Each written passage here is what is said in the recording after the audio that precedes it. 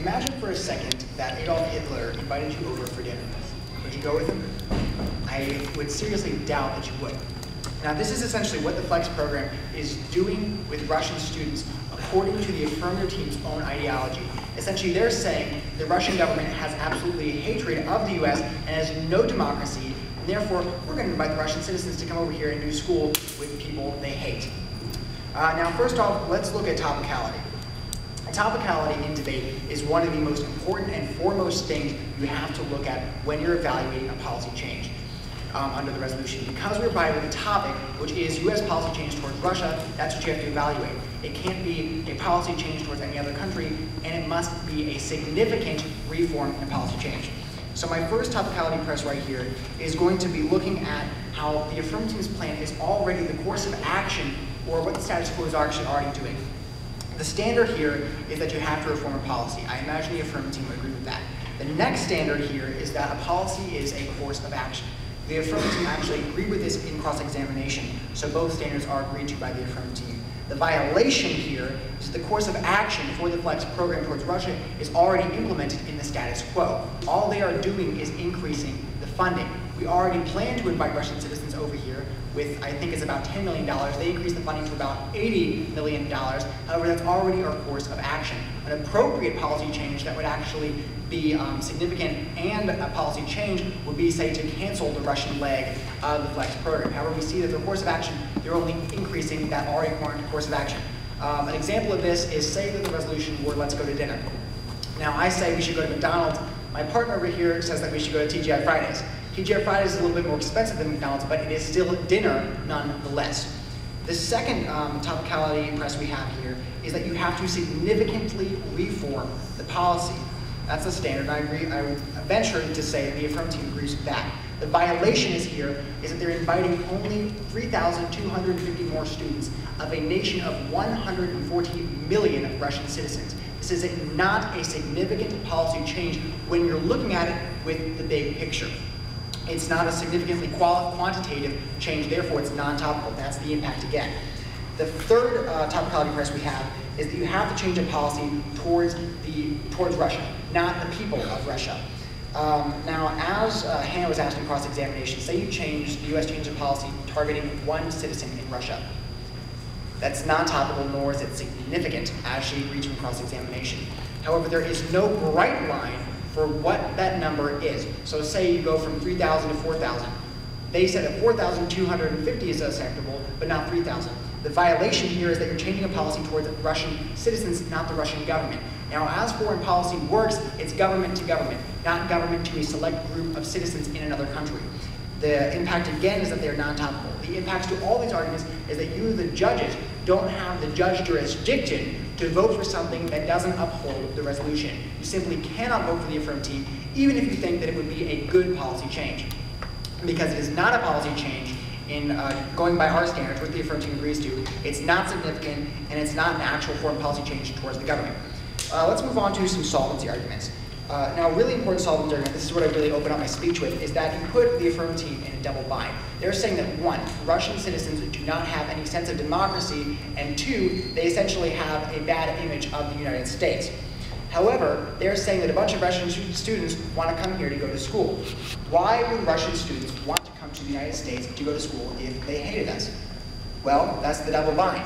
You either say, one, they're coming here to go to school, which is the solvency point saying that, fine, you actually have them coming, which means that they already like us, which means the FLEX program is going to have no influence on their views of America or democracy in general. Or two, they don't like us, so they won't be coming. Either way, the affirmative team has absolutely zero solvency.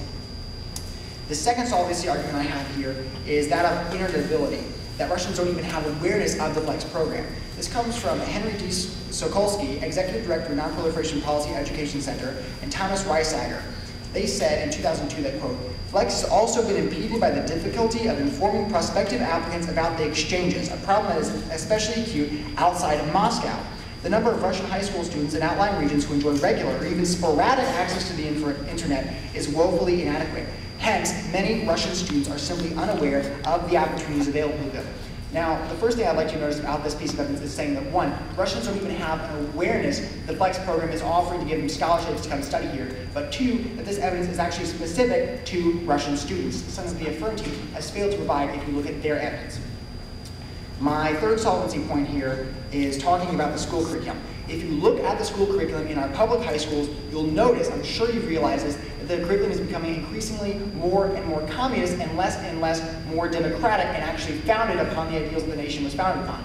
So, in a sense, you're not really changing anything because the public school curriculum is flawed. You're not teaching them anything about democracy, you're not teaching them anything about liberty, and which is what they're aiming to do.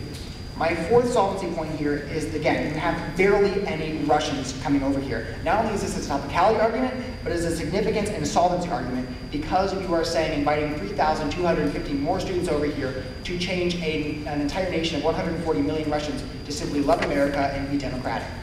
This is in no way, one, is it's not significant. Two, it has no way any solvency on changing the entire Russian government as a whole. Not only that, but the Affirm team couldn't provide any examples of when a Russian student had come over here via Flex and then had become a leader in the Russian government. There's absolutely no empirics, nothing on the Affirm team's side. Now, I'd like to also point out a big thing in debate, and that is burden of proof. Now, if you're going to make a statement, you have to back it up with some sort of evidence or burden of proof, as we call it. Something you have to prove that your argument is actually correct. If you look at the affirmative team's evidence in their 1AC, none of it in relation to Flex is specific to Russia. Absolutely none of it. I would urge you to go look at the 1AC after the round, look at the evidence, none of it is specific to Russia. Now they said that 40,000 applicants applied to come and join Flex and study in the US. How many of those are Russians? We have zero idea. These could be from an entirely different country because Flex works in several different countries, which my partner's going to be talking about in her speech. They have to prove the Russian citizens actually want to come here and that Flex is actually going to be reaching them, which they have not proven.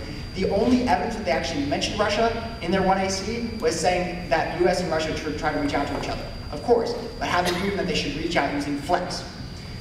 The last argument here is that of vagueness. My first point here is that of schools. We don't know which schools are involved in Flex. Do we want these Russian students going to the south side of DC?